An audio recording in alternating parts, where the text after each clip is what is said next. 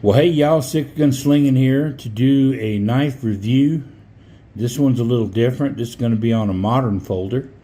Like a lot of you guys out here, I am always interested in a good deal. I wouldn't call it a budget knife, but I'll talk about this in a little bit.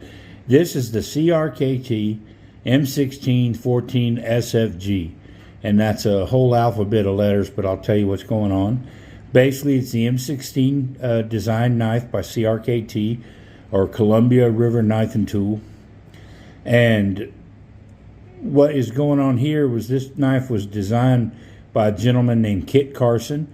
He's a knife designer, former Army Scout, and a knife designer for CRKT. He passed away, I guess, about 2014. But he did design this knife actually for the Special Forces. And this knife is carried by a lot of soldiers. How I got this knife is I got this from a soldier that got issued this knife. And this guy actually gets issued a lot of stuff. But he got issued this knife, and he didn't need it because he carries a Benchmade, actually a Benchmade that I gave him. So I got this knife. I was in the military myself, and I can tell you about carrying pocket knives. Back in the day, and then even after I got out when I was a police officer, I used to carry Benchmades exclusively. And this was back in the early 90s. So I had some of they were Balisong branded Benchmades. And that at that time, that was the coolest knife that you could carry. And I tell you what, they still are. The only problem I have with Benchmade now is their pricing structure. They are incredibly expensive, even for what you get, and you do get a lot. But that one thing they do is they have a beautiful warranty. They don't give you any questions, and they give you a great knife. They build it with top shelf materials. But for the price they're asking, they may have lost me as a customer. But anyway, getting back to CRKT, Columbia River Knife and Tool is also a company that is very friendly with the military. They try to take care of their soldiers just like Benchmade does. And all of these knives have an NSN number, and that stands for National Stock Number.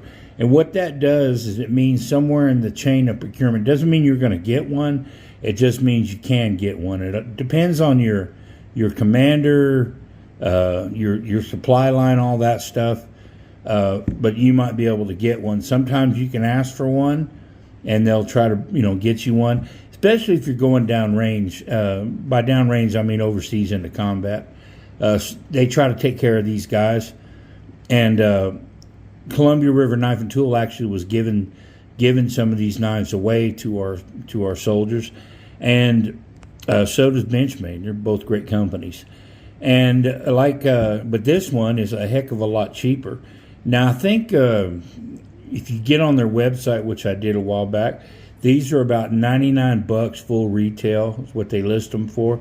And I think you can get them. I was just in there today. You can get one of these. I think they're a little different. I mean, you can get these in Cabela's for about $67, somewhere around there. But if you go to the PX, I was in there not too long ago either. You can get them for about $40, and then you get a discount, and so they end up not being that much. And if you got a cool commander, or you can go to the supply office. They can maybe even order you one if you're active duty soldier. You might be able to get one, and they have a zero bullshit warranty. I've known guys that have not this exact knife, but different. There's a million versions of this knife. There's the M21, there's the M16, and it's a little bitty knife, smaller knife, or excuse me, it's an M21. I have one. It looks just like this, but it's scaled way down, and it's the M21. And anyway, a friend of mine sent one off, and they gave him a brand new knife, no questions asked. So they're a real good company to deal with. Now, you say, well, why would I want this knife? Well, if you're active duty, which that's going back quite a ways for me. I carried a buck knife and a Camelus pocket knife that I got issued that I just got lucky to have got one. And I didn't really appreciate it at the time until later on when I got out, but that's another story. But if you're active duty, you know that you don't want an expensive knife. At first, you want some high-speed, low-drag, kind of tactical knife. But then what happens is you realize that if you got something nice and a fellow soldier sees it, you may not have it for long. And they give you these things. The Navy calls them sea bags. We got these big duffel bags. And basically, as a private or enlisted, you have all your stuff in this sea bag, this big canvas bag. At least we did at that time. And then they have these folding things that go over the top, and you can hook a lock to it. But they're canvas bags basically, and so that lock will keep honest people honest. But if you're a bad guy, or just a thieving bastard, you just slice open the bag and reach in there and take whatever you want. If they see you got something nice, well, you might not have it for long. So it behooves you to get a good quality knife that's affordable or free if you can get it issued to you, that'll do everything that you need it to do. And if something were to happen to it, especially on the enlisted man's pay, you could be able to replace it. And this is such a knife. A lot of guys carried these down range. I think the ones that they issued in Afghanistan, which a friend of mine was telling me about, his was a tan. But my other friend did get issued this one. But they come in tan, and the blade is tan. You'll notice that it has, these things are flippers. And I'll show you here. Let me back up a little bit. They act as flippers, and then when it's open, when the knife is open, you have a dual hilt, which is good because if you're going to use this knife in a tactical role, and we don't have to dance around the subject here, but tactical just means if somebody's trying to kill you, you stab the shit out of them, and that's what tactical means. A lot of guys dance around the subject, but that's exactly what it means. And I used to be a police officer. I'm not going to tell you the story here, but I will say that I got into a situation to where I may not have been paying attention as much as I should, and had a guy kind of grab me around the arms and had me pretty good while another guy was coming at me, and I couldn't get to my gun, but I could get to my vest where I had a knife, and I managed to get myself free. I'll just say that. If somebody grabs a hold of you when you're a police officer, at least at that time we were taught, you do whatever it takes to make sure that that doesn't continue going on. Anyway, long story short, so a lot of guys carried these downrange, and they are incredibly tough. They were making them out of Aus-8 steel. In fact, it's wet because I just used it. I cut up some ribs with it about 10 minutes ago. But a lot of guys carried these downrange. They used them from, cutting open MREs, opening ammo crates. It depends on your MOS. If you were, combat arms, like if you were 11 Bravo, you were an infantryman, or, whatever you are, you might have different uses for this knife. But one thing you can be sure of, and, they are our best men and women that we have in the world, I think, our military service members. But a private or a low-ranking enlisted man has a magical way of breaking anything. They will break shit. And even if it's unbreakable, they'll still find a way to break it, like it is their mission in life. And so that's why, a lot of these knives, that they, CRKT and Benchmade companies like that, they try to get them into the hands of soldiers, because if you see our troops carrying it, then you want one. And that is a pretty good endorsement. Because a knife like this would be used as a screwdriver, as a hammer, as any other damn thing that you can think of. So, and if they can survive a buck private, then they can survive anything. Anyhow, but if you got this knife on you, and it's what it was designed for, and you find yourself in trouble, like especially if you're an infantryman or whatever you're doing, like the Special Forces guys, and you might have to be in close quarters, and you need an expedient tool, combat expedient tool to get you out of trouble, then this knife right here will do it. It's sharp. It holds a hell of an edge. These serrations, I'm going to zoom in here. These are called VEF serrations, VEFF, and they were designed by a guy named Tom Veth, who's like, I guess he's some knife sharpening guy. You can look him up. But he works for CRKT, and he designed these serrations exclusively. If you look at them close, you'll kind of see that they are sharp as shit, but they're unsupported, which means they could chip. They're easy to sharpen, though. That's the thing. You can take, you know, the Smith turn box or even your Spyderco sharp maker, and you can get your rod in here, and you can, you know, touch up these serrations. They're only sharp on one side. They're chisel ground, and you just run this over a strop. There's another, I don't know, they made these out of Os-8, and then I think they made some out of some kind of Chinese alphabet steel. I don't remember what, but one of the better ones.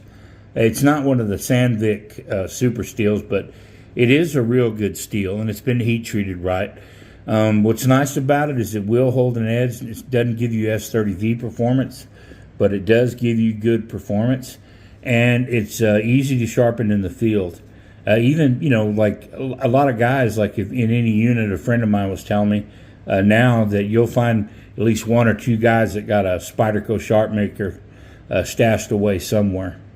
And there's a lot of these floating around because a lot of guys, you know, they're into, you know, high-speed tactical knives, and they'll have a lot of guys like Emerson Waves and stuff like that, or even Cold Steel, Recon, and, you know, knives like that, and they'll sell or trade off these knives. You know, I love this knife. I like it because my friend gave it to me. I also like it because it is a useful knife. I like it because I have known guys that have carried this knife and beat the dog shit out of it downrange, and came back and they're still carrying it, and you know, it shows. I mean, a knife like this, it's just all business. It's kind of a heavy knife. I don't have the specs in front of me, but it is an effective knife. It's good for cutting whatever you need to cut. It is easy to sharpen. It holds an edge good. These serrations, I tell you what, there's a trade-off. They're not as tough as some of the other serrations, but god dang, they are sharp. This thing it'll almost, if you sharpen it right and strop it, it'll cut through paper towels. I mean, just gently slice. I'm not going to do that on camera. It has this, we'll look around here. It has a automatic safety here, and it's kind of weird, but you got to take that safety and bend it back and then operate the frame lock to unlock the knife. That safety will it's supposed to keep the knife from ever closing on you accidentally, because if you accidentally engage that frame lock, it keeps that frame lock dead center and locked in to where the knife ain't going to close on you. It's kind of a pain in the ass. I hear a lot of people bitching about it because the old ones didn't have that, but it's really easy to overcome, and you know, with a little bit of training, you get the manual arms down, it ain't going to bother you. Like I said, this knife's heavy. It is geared toward tip up, tip down, and it's ambidextrous. Got your holes here and here as well.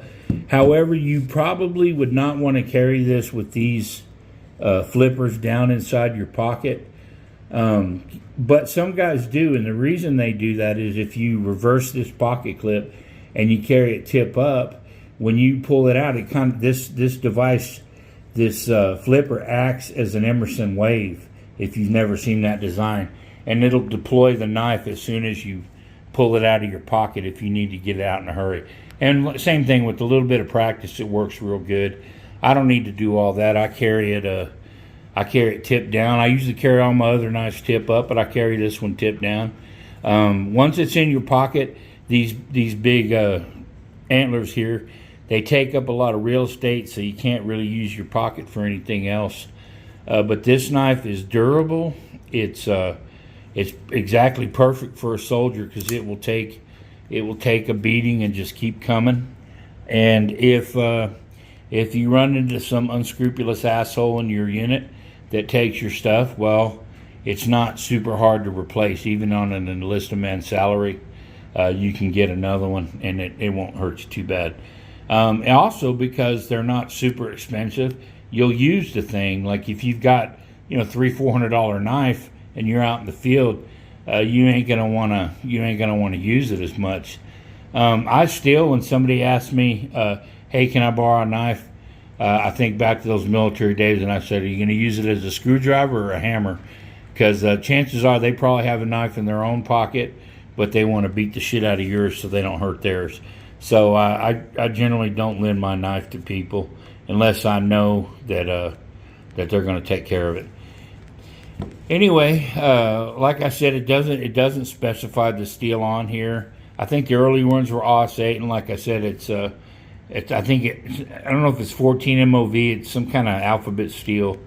There's several formulas that they use, but it is a good steel, and that's what I go by. I use it. It takes a wicked edge. It holds an edge. It's not quite the S30V level, but it is a good steel. It's a very serviceable steel. You'll see that it has holes drilled out. Those aren't for looks. Those help the knife be a little bit lighter. This pocket clip looks kind of cheap, but it's not. It's a really good pocket clip. They painted, I guess, to save money, but that paint is pretty durable. It hadn't come off, and this pocket clip is really stout. It doesn't bend easy. It holds the knife in your pocket, or if you're wearing your armor, your body armor, those guys in the military, or even police officers, if you're wearing your tactical vest, it clips and it'll hold on outside of one of your molly straps on your vest, so you can get to it really quickly. And you may not carry it in your pocket, but with all of these different options to where you put the pocket clip, you can find a way to carry this knife. Some guys will have Kydex sheaths made for them, so that they can carry them as a neck knife and all kinds of other ways. That's up to you. But if you're looking for like a serious tactical knife that our troops actually use, and they use a lot. I mean, there's a lot of knives that are available to them, especially in the national, that have national stock numbers. That just means that supply chains can get a hold of them. But I do know that CRKT is really good. That if you lose one or you mess it up, I've heard of guys where they drop them a line, and they'll ship them like as fast as they can to an AFO address or an FPO address. That's a military address of guys that are deployed overseas, and they'll get you a replacement quick because they really do take care of our guys. So if you want a knife that is basically bulletproof and that will get the job done, that is a knife that has seen combat and has been there and done that, this knife right here is your knife. If you need a knife because you might actually be in a position to where you have to use it tactically, and tactically I mean you'd have to defend yourself. That's the reality of it. If you have to use a knife to defend yourself, it is things have gotten really bad and it's going to be ugly, but you have something. And like a fire extinguisher or a seatbelt, you may never use the thing in your whole life, but it's better to have it and not need it than to need it and not have it. Chances are you're just going to use this as a tool, or whatever. But if something happens and you're in close quarters and you have to do something to save your life or somebody else's in a situation, this knife will do it. With that expedient hilt from the flipper, it keeps your hand from sliding up. If you have to jab that into somebody or something, it will keep your hand from going up and really harming yourself. Hopefully and probably you're not ever going to use it for that, but you never know. You just never know what's going to happen, especially guys that are deployed downrange. It ain't like they get into knife fights, but they did have a story of a guy from El Salvador that used a cheap pocket knife, and he killed like 9 insurgents with them. And I think Chris Reeves actually made him a knife and presented it to him because he was so impressed with the valor of this Salvadorian soldier. Anyway, this is taking a look at the Columbia River Knife and Tool M16 14 SFG. There are a lot of other configurations, including the M21. There are knives that are about half the size or even smaller if this big monster is not in your wheelhouse. But you can definitely find some. The Columbia River Knife and Tool is a good company. These are made overseas. They're not made in America. However, they're made by a good company that really appreciates our soldiers and takes care of them.